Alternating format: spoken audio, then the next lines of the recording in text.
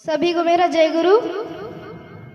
तो एक बार की बात है, एक लड़का अपने घर से पैदल निकला। तो चलते चलते उसको रोड के साइड में एक मंदिर दिखा।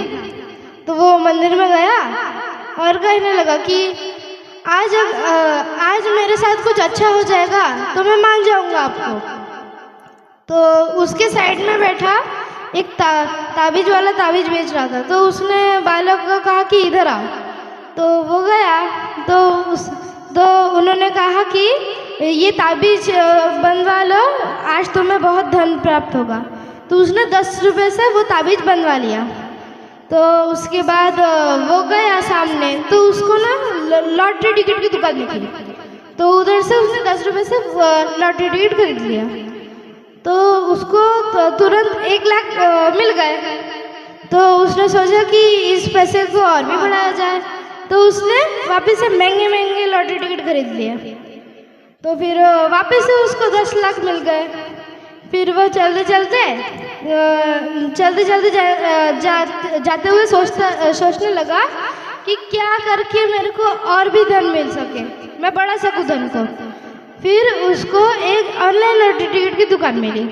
तो उधर जाके भी उसने लॉटरी टिकट खरीदा। फिर वहाँ से भी उसको 30 लाख मिल गए। तो वो तुरंत गया और वही 30 लाख से एक एक्टिवा खरीदा और बैग में कुछ पैसे भरकर जाने लगा।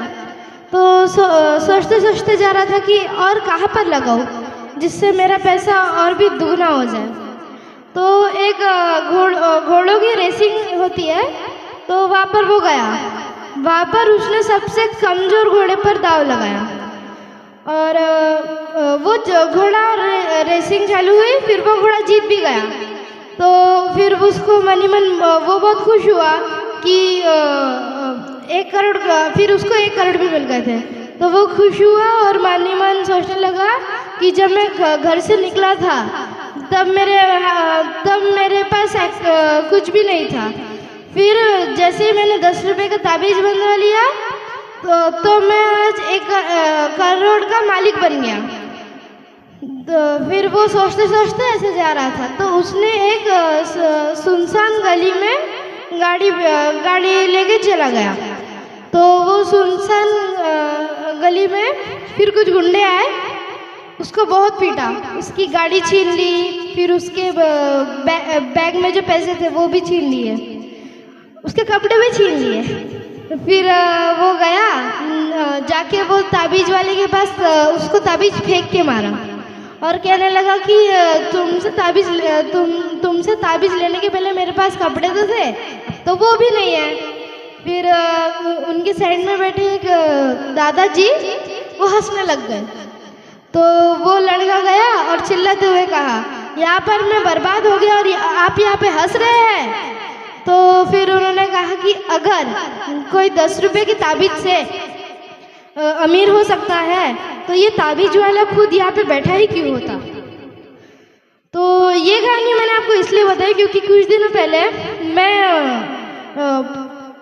परम पूजनीय आचार्य देव का इष्ट प्रसंग सुन रहा था।